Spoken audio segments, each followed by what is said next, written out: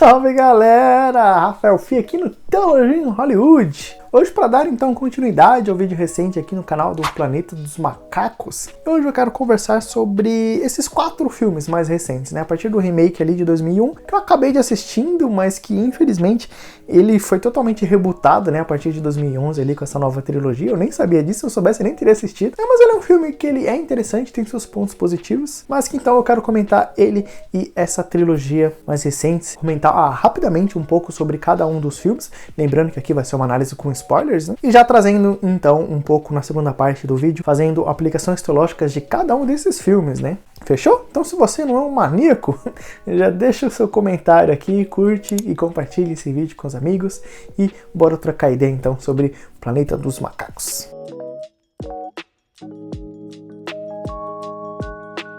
Bom, como eu mencionei, eu não assisti ali os filmes antigos, os originais. Talvez um dia eu até pegue o original, o primeiro ali pra assistir, que dizem que é um dos grandes clássicos da ficção científica.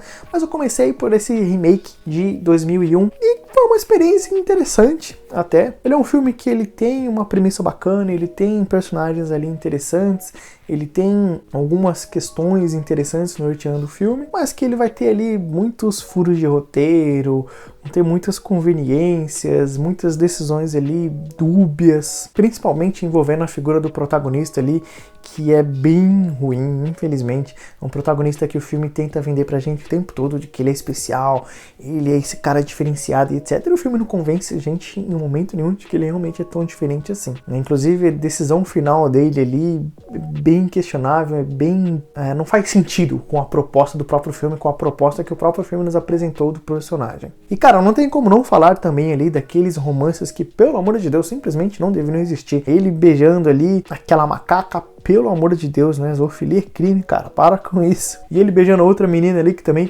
se eles têm troca de 2 frases o filme inteiro, assim, é muito. Então, cara, não convence, esses romances não deveriam existir, né? Pô, por que não dá pra despedir ali com um abraço, um carinho, um beijinho no rosto, né? Ou então, como nos filmes recentes trazem ali dessa aproximação de cabeças e tal, poderia ter despedido de qualquer uma dessas formas, mas não, ele tem que beijar a bendita macaca, né? E aí, vendo pra um filme mais recente, então, pra esse novo reboot ali, a partir de 2011, com o Planeta dos Macacos, A Origem. E aí, aqui, cara, já começa o creme de la creme, filmes incríveis, um atrás do outro. Esse primeiro aqui já mostra que não tá pra brincadeira, um filme incrível, né? É claro que aqui, mais uma vez, o núcleo humano, ele é totalmente dispensável. Cara, aquele romance ali, tanto faz, tanto fez o filme inteiro também. É só pra falar que tem um romance. O drama, ele não me convenceu nem um pouco, né? Então, por exemplo, eu fiquei muito mais emocionado nessa cena aqui do que naquela cena envolvendo o pai dele, né? É claro que é legal, assim, a gente perceber as motivações do personagem. Você vê que ele tem um pai com Alzheimer ali, por isso que ele tá fazendo aquele teste com os macacos e etc. Então é interessante você ver essa motivação do personagem e tudo mais, só que ao mesmo tempo, mais uma vez, o drama dele com o pai dele não convence muito, né? Então aquela cena lá que o cara fala assim, nossa, não dá pra viver assim, não dá pra viver assim, com uma ceninha ali que não aconteceu nada, não tô vendo nada demais ali, por que não dá pra viver assim? Então o filme ele tenta passar um drama que não convence em tela, entende? Um romance, mais uma vez, que não deveria existir, é uma grande bobagem, aquela personagem feminina ali não tá pra nada, mas ao mesmo tempo aqui a gente vai ter então essa introdução dos maiores personagens que vai ser difícil de ser deixado de lado nessa grande franquia, então, que é a figura do César. Cara, o personagem principal fantástico, incrível, a gente vê todo o nascimento, o crescimento, o desenvolvimento desse personagem, a gente pega um pouco da sua infância, adolescência, já entrando ali numa espécie de vida adulta, e a gente vê todas as questões, todos os dilemas do personagem, seus questionamentos da sua própria existência, do lugar a que ele pertence, como que o mundo funciona. Então é muito legal você ver o personagem ali, ele crescendo, ele aprendendo mais sobre o mundo à sua volta, e ele tendo que lidar com todas essas questões, né? Então, cara, é muito legal, assim, o César, ele se torna essa figura emblemática e icônica, é um personagem incrível e fantástico. Não é à toa que aqui a gente tem uma das cenas mais icônicas também do cinema moderno, que é quando ele fala pela primeira vez, né? Take your stinking paw off me, you damn dirty ape!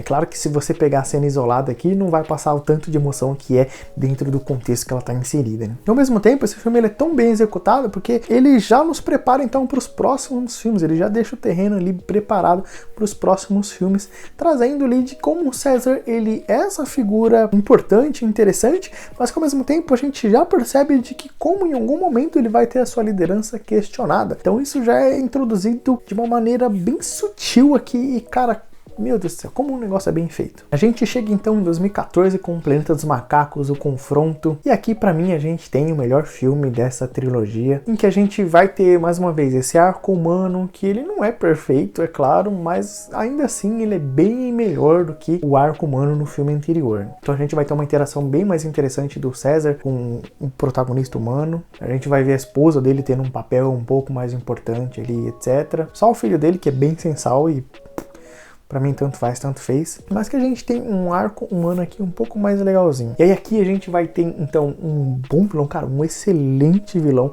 E a gente vai ter então toda a complexidade desse universo, a complexidade das decisões tomadas, de tudo que acontece ali. É tudo muito denso, não é tão fácil escolher um lado, falar isso tá certo, isso tá errado, porque a gente vê todos os dilemas, todas as complexidades que estão ali presentes. Então é um filme ele é muito complexo, ele tem muitas camadas. E por isso então que ele se torna para mim o melhor dessa trilogia, porque ele tem muita complexidade, ele tem muitas decisões ali que não são fáceis de serem tomadas. Então aqui nesse filme a gente vai ter uma verdadeira guerra, né, como eu mencionei no vídeo passado, de que é aqui que a gente vê uma guerra de verdade, e é uma guerra que ela é muito bem explorada, e é até engraçado porque a gente fica o tempo todo achando assim, nossa, os seres humanos vão fazer besteira, eles que vão iniciar a guerra, e a gente é surpreendido que a gente vê que não, na verdade não são os seres humanos que iniciam a guerra, por mais que o filme o tempo todo tá levando pra esse lado, a gente fala, mano, os seres humanos vão fazer besteira, eles vão começar a guerra, sendo que na verdade muito pelo contrário, a guerra é iniciada pelos próprios macacos. Aqui a gente já vai ver a figura do César ali muito mais experiente, muito mais sábio,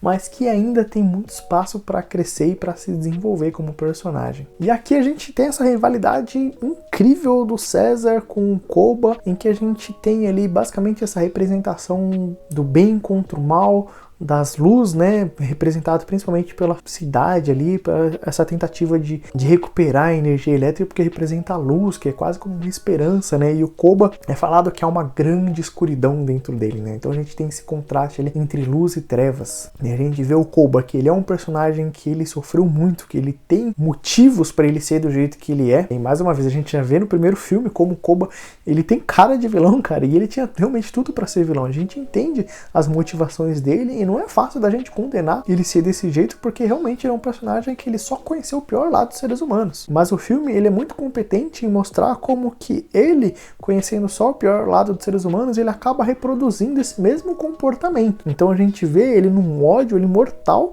pelos seres humanos, mas que no final das contas ele não tinha nem empatia pelo seu próximo. Ele passa o filme todo falando de como o César ele ama mais os seres humanos do que os da sua própria espécie, sendo que na verdade é o Koba que odeia sua própria espécie. Na verdade ele ama muito mais o próprio ódio que ele tem pelos seres humanos do que pelos seus familiares e amigos macacos. Então não demora muito para ele já começar a mostrar sua tirania, sua vilaneza, ali eliminando outros macacos, prendendo opositores, etc. Então você vê na figura do Koba ele já quebrando todos os mandamentos ali que eram fundamentais para a sobrevivência dos macacos, né? De que macaco não mata macaco, de que os macacos são mais fortes unidos. Ele começa a quebrar todos esses mandamentos, mais uma vez mostrando que esse ciclo de ódio ele só está se repetindo. Koba ele reproduziu justamente aquele comportamento que ele sempre sofreu. Então a gente percebe aqui já como que a vítima nem sempre vai ser o bonzinho, o mocinho da história, né? Uma vítima ela pode facilmente reproduzir as ações que ela mesma sofreu no passado. Por isso que mais uma vez o Koba ele é esse vilão, mas ele não é um vilão qualquer, ele é um vilão que ele tem sua complexidade, ele tem suas motivações e é um vilão fantástico e inesquecível, por assim dizer. E a gente chega então no último filme da trilogia, lançado ali em 2017, que é o Planeta dos Macacos,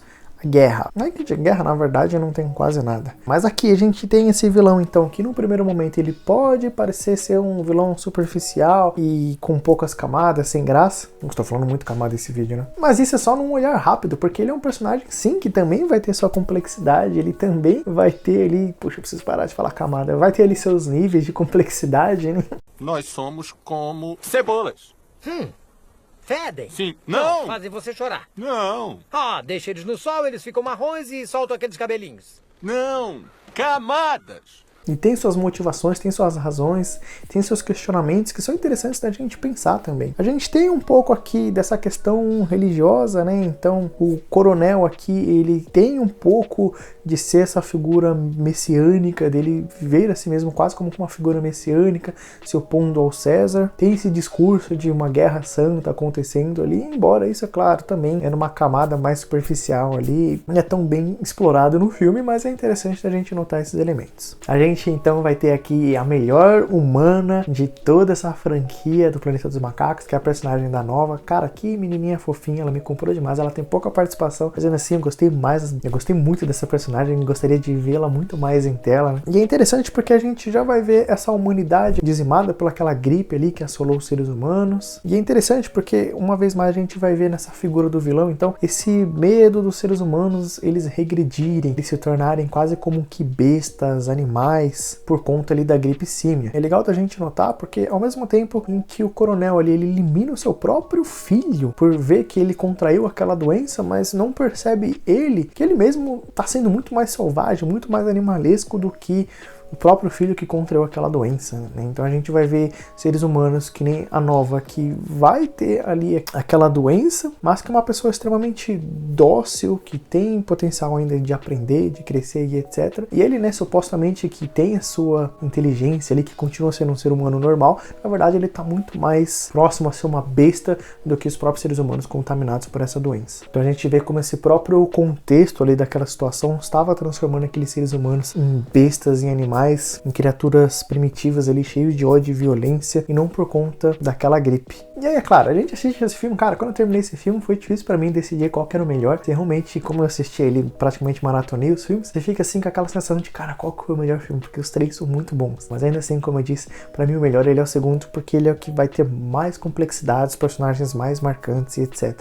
Né? Mas isso de maneira nenhuma pra diminuir os outros dois filmes, porque tanto A Origem como esse Guerra aqui são filmes fantásticos. Que a gente vai ter o César, então, já um pouco mais velho, já um pouco mais cansado, mais sábio também, só que ao mesmo tempo a gente vê que ele ainda tem espaço para crescimento, ele ainda tem espaço para amadurecimento. Então você vai ver um César aqui nesse filme tomado totalmente por esse sentimento de ódio, de raiva, de vingança. Ele muitas vezes ele até entendendo melhor o personagem do Koba e temendo se tornar semelhante a ele realmente se torna em muitos aspectos muito semelhante ao Koba, mostrando como realmente é difícil a gente viver não só com o diferente, como é difícil a gente perdoar alguém, como a gente superar esse sentimento de vingança, de ódio, de raiva. Então é muito legal a gente ver esse lado aqui um pouco mais frágil do César, né? Dele tomando decisões erradas, dele cometendo diversos erros e tendo esse espaço para ele crescer. E aí ao mesmo tempo ele, no decorrer do filme, ele perde o seu respeito como um líder daquele povo, mas ao mesmo tempo ele recupera então esse respeito durante o próprio filme, né?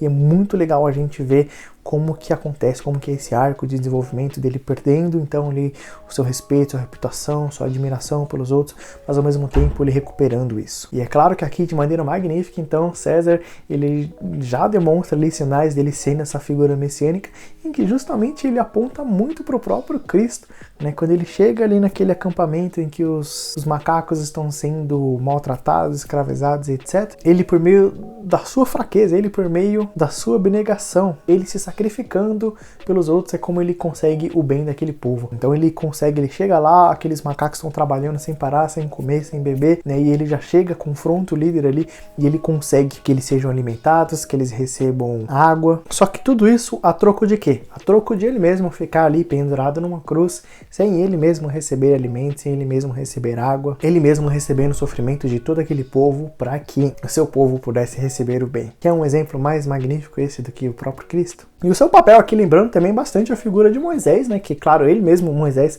sendo então uma dessas figuras do Antigo Testamento que apontam muito para Cristo. Sendo ele aquele que lideraria, então, essa libertação da escravidão e levando o seu povo para uma terra prometida. Isso, claro, a gente percebe esses elementos elementos nos 2 filmes anteriores a ele, dele quase como essa figura ali que lembra muito Moisés, mas aqui isso é de forma muito mais marcante, muito mais gritante, né? Não é à toa que ele mesmo leva o seu povo ali para a Terra Prometida e ele morre no processo, né? Ele mesmo chega a entrar na Terra Prometida e morre justamente quando ele chega lá, né? Que lembra, mais uma vez, bastante Moisés, que também não chegou a alcançar a Terra Prometida, mas que encaminhou o povo ali para alcançar aquele lugar. Mas é claro, e aí você fala, nossa, mas o que isso tem a ver com Cristo? Tem a ver com Cristo porque Cristo é justamente aquele que morre para que nós tenhamos vida e para que nós também tenhamos o nosso caminho preparado então para nossa Terra Prometida, para Nova Jerusalém, para o novo céu e a nova terra. Não é à toa que o próprio Cristo ele disse que ele iria primeiro e que ele prepararia um lar para cada um de nós.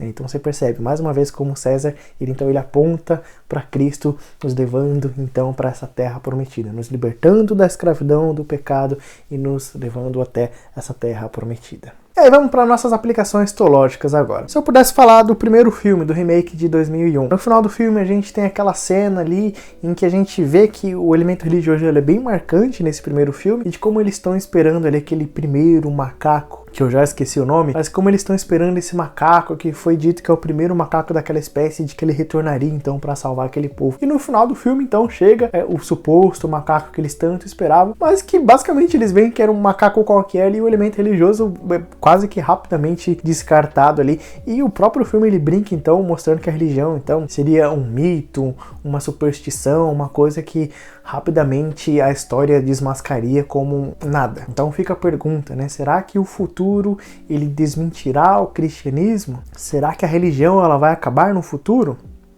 E a resposta para isso, obviamente, é um claro e grande não. A religião, ela não acabou até os dias de hoje, ela não acabou, ela não teve fim, ela continua forte, continua crescendo, se desenvolvendo. As pessoas no momento ali no iluminismo até acreditaram que a razão substituiria a fé e as religiões, principalmente o cristianismo, iriam acabar, mas muito pelo contrário, a gente vê o cristianismo crescendo no mundo cada vez mais e mais e mais e mais, e eu posso garantir que o cristianismo nunca deixará de existir. Então eu lembro até uma vez conversando com um conhecido, e ele disse para mim assim, se for provado que alienígenas existem, então o cristianismo e as religiões do mundo vão acabar. Eu fiquei tipo, ué, por quê? Não, porque vai botar em dúvida todas as coisas, não sei o quê, como se os alienígenas que tivessem criado as religiões em que as pessoas acreditam e etc. É o que é uma grande bobagem, a pessoa não conhece nada do cristianismo ali. A existência de um extraterrestre ou não, pouco ou nenhuma diferença faria para a fé cristã. As pessoas elas tentam levantar esse questionamento, né? E se for provado que Jesus, ao invés de ser essa figura religiosa ali, inventada, criada por cristãos, na verdade foi só um homem comum, e se isso for provado? Bom, basicamente a academia tenta provar isso o tempo todo. Essa tese não é nova, essa tese já era verdadeira desde os tempos de Jesus, né? O próprio João, ele escreve no seu evangelho de como histórias a respeito de Jesus já tentaram ser inventadas ali, mostrando que Jesus na verdade era só uma pessoa comum qualquer e que foram os apóstolos e discípulos que inventaram a religião cristã, que é uma grande bobagem, né? Quando você olha o que está por trás desses questionamentos, dessas perguntas, são coisas que não fariam sentido algum. Então, por exemplo, os apóstolos, eles inventaram o cristianismo para que eles recebessem fama, poder, dinheiro e etc. Só que quando a gente vai ver a vida de cada um dos apóstolos, a gente tem documentos históricos para isso, a gente vê que todos eles sofreram, foram perseguidos pela fé cristã. Muito pelo contrário, né? Eles não se deram bem, eles só se deram mal até o final de suas vidas. Todos eles foram mártires por causa da sua fé. João foi o único que foi exilado ali na ilha de Patmos. A gente vê que os apóstolos não ganharam nada e não tinham nada para ganhar. E se fosse realmente uma mentira o que eles inventaram a respeito de Jesus, então quem que morreria por uma mentira? A gente rapidamente desistiria. Se tivesse uma arma apontada para nossa cabeça, rapidamente ia falar assim, né? Brincadeira, sabe que era piada, né, cara? Isso aqui nunca foi sério, a gente inventou isso aqui e em momento nenhum a gente vê nenhum dos apóstolos fraquejarem, mesmo todos eles sofrendo em toda a sua vida. Então tem inclusive uma entrevista muito interessante do Rodrigo Silva no programa do Jô, em que ele responde algumas questões envolvendo a ressurreição de Cristo, como é um relato histórico muito confiável. O Timothy Keller ele traz bastante nos seus livros também, principalmente aquele Fé na Era do Ceticismo. Ele traz um pouco também desses elementos de como a ressurreição de Cristo ela é um registro histórico, por mais que esteja na Bíblia, ela é um registro histórico confiável. E tem um livro, um baita de um livrão escrito pelo N.T. Wright, que é a ressurreição do Filho de Deus, em que ele vai trazer também esse argumento e diversas evidências e argumentos mostrando que a ressurreição do Filho de Deus ela é real, ela é palpável e que nós temos motivos de sobra para confiar e acreditar nesse milagre que é imprescindível para a nossa vida, para a vida cristã e para a vida de todo ser humano, na verdade. Não é à toa que ele mesmo, no sermão que ele pregou, né, ele disse bem assim: a mensagem da ressurreição é: este mundo importa. As injustiças e dores do mundo atual devem ser agora abordadas com a notícia de que a cura, a justiça e o amor venceram. Se a Páscoa significa que Jesus Cristo ressuscitou apenas no sentido espiritual, ela diz respeito somente a mim e devo buscar uma nova dimensão em minha vida espiritual como indivíduo. Mas se Jesus Cristo realmente ressuscitou dos mortos, o cristianismo se torna uma boa nova para o mundo inteiro. Uma boa nova que aquece nosso coração, justamente porque não se resume a isso. A Páscoa significa que um mundo onde a injustiça, a violência e a degradação são endêmicas, Deus não está disposto a tolerar tais coisas, e que trabalharemos e planejaremos com toda a energia de Deus para implantar a vitória de Jesus sobre tudo isso. Se eliminarmos a Páscoa, provavelmente Karl Marx estará certo ao acusar o cristianismo de ignorar os problemas do mundo material. Se eliminarmos a Páscoa, Freud provavelmente estará certo em dizer que o cristianismo é a satisfação de um desejo. Se eliminarmos a Páscoa, Nietzsche provavelmente estará certo em dizer que o cristianismo é para os fracos.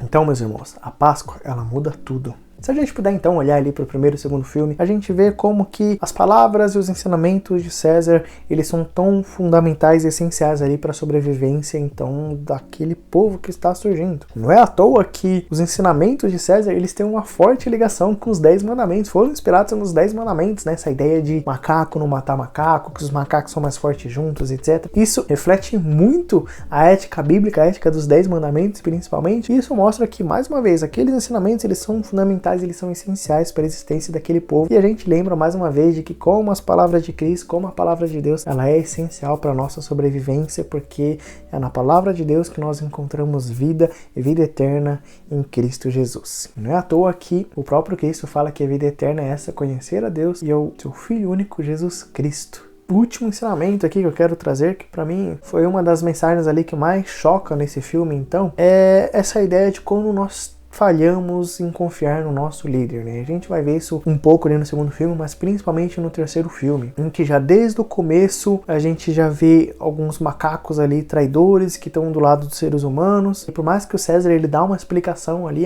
eles são macacos ali que estavam muito mais ligados ao Koba, que são mais ligados à ideologia do Koba e etc, e um gorila, ele vira pro César e fala que na verdade é muito pelo contrário, que não é por causa das ideias do Koba, mas porque a figura do coronel, então, é essa figura que traz poder, que traz autoridade, que traz muito mais confiança. E não é à toa que não só esse gorila, mas a gente vai ver aquele outro gorila branco, e a gente vai ver desde um primeiro momento de como ele tá com dúvidas, de como ele tá com medo. Tem um momento ali que os macacos fazem um gesto e ele é o único que não faz, mostrando ali, já preparando o território de que ele seria um traidor, de que ele, tomado pelo medo de ele, que essa falta de confiança ali na figura do César, de como ele se sujeita ali a um outro líder, muitas vezes sendo até humilhado, são chamados de mulas, se eu não me engano, sendo maltratados, humilhados, mas ainda assim eles se submetem àquilo numa promessa de uma falsa vida, como se aquela fosse uma vida digna para eles viverem, mas eles estão o tempo todo se submetendo àquilo porque eles não conseguem confiar na figura do César, eles estão confiando muito mais nessa figura do coronel, no poder do coronel.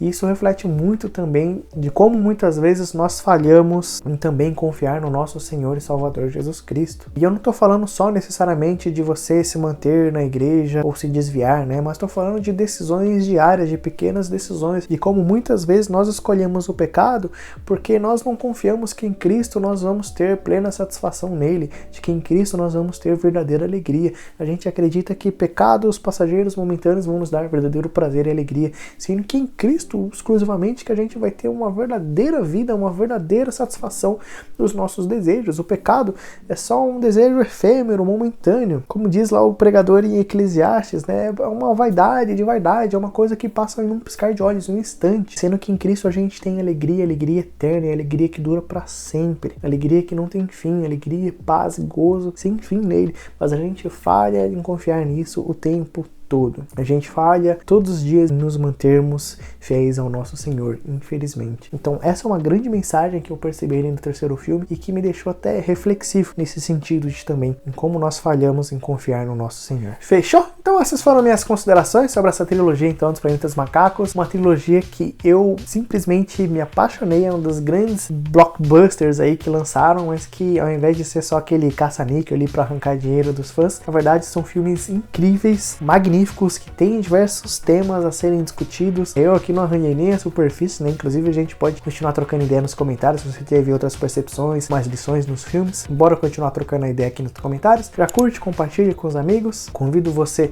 a se inscrever no canal para mais reflexões teológicas com base em obras audiovisuais. E é isso, galera. Então fiquem com Deus, um abraço e até a próxima. Tchau!